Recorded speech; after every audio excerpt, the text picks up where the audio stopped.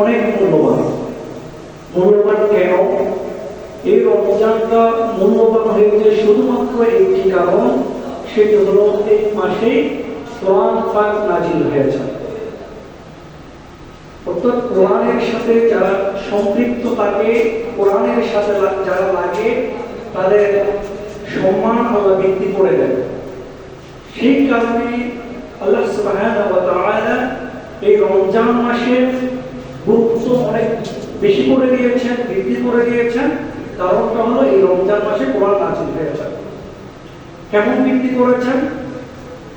দেখা যায় একটি ফরজ ইবাদত করলে 70টি ইবাদত, ফরজ ইবাদতের সওয়াব এই মাসে পাওয়া যায়।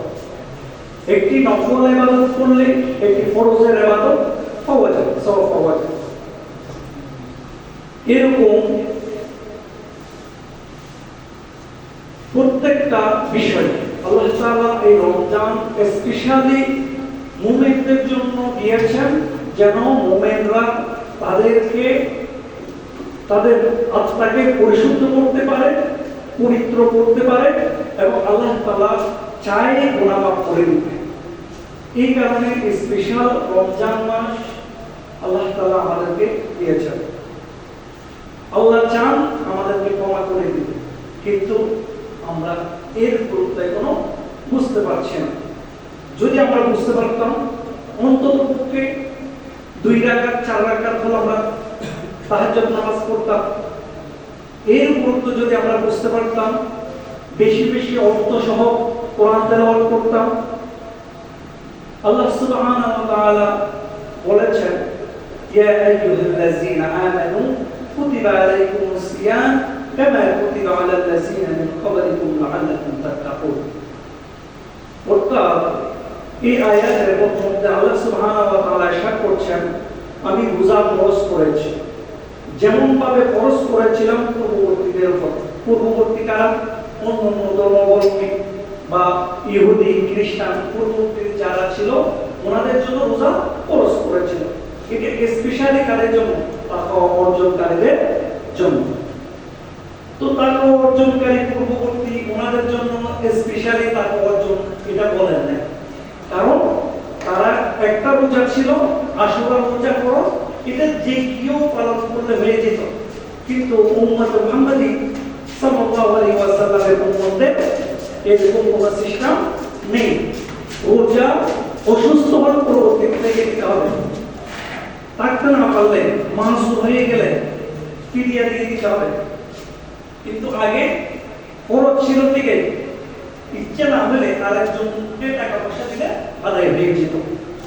তো ইহুদের একটা রোজা স্পেশালি দেখা যাচ্ছে একটা রোজা রাখতো, সে রোজাটা আশুরা রোজা।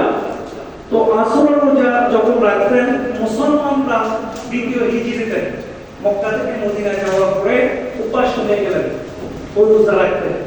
তো আল্লাহ রাসূল সাল্লাল্লাহু আলাইহি ওয়াসাল্লামের পর যখন রোজা ফরজ হয়ে গেলেন, তখন রাসূলুল্লাহ সাল্লাল্লাহু আলাইহি ওয়াসাল্লাম বললেন, একটা রোজা রাখা যাবে না, আমাদের জন্য 30টা রোজা ফরজ করা গেছে।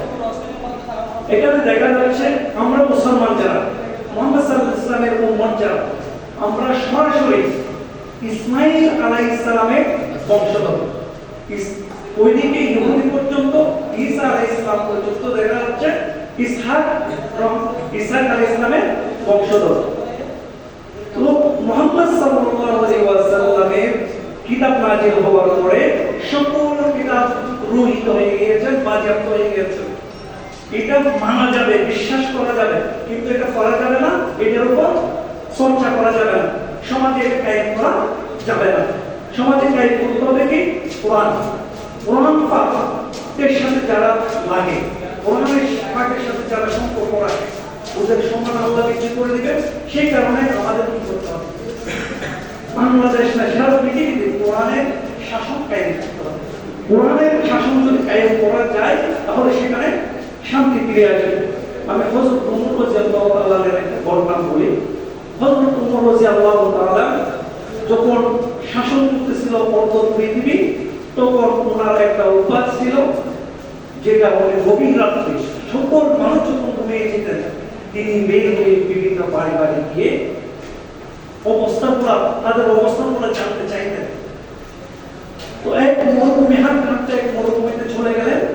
সেই মরুভূমিতে দেখা যাচ্ছে একজন কাফের ওনার ওয়াইফকে নিয়ে হাঁটতেছে এবং গালাগালি করতেছে উমরকে, বলছে এখানে নাকি একটা উমর আছে, এখানে কি এখানে শাসক, উনি নাকি একটা দিন প্রচার করে, উনি নাকি সব, বলছে আমাদের মতন মানে যে মহিলাটা ছিলেন ওনার ওয়াইফ, উনি ছিলেন প্রেগনেন্ট, যন্ত্রণায় ছটফট করতেছিলেন, বলছে উমর একটা চিকিৎসার ব্যবস্থা পর্যন্ত করতে পারে না।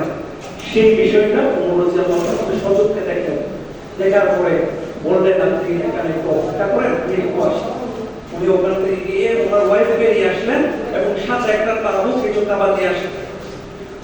ওনার ওয়াইফ ওই মহিলা ডেলিভারি করালেন, ডেলিভারি করানোর পরে কিছু খাবার দিলেন, বলছে আপনারা যতদিন এখানে অবস্থান করতে হয় আপনারা এখানে অবস্থান করেন।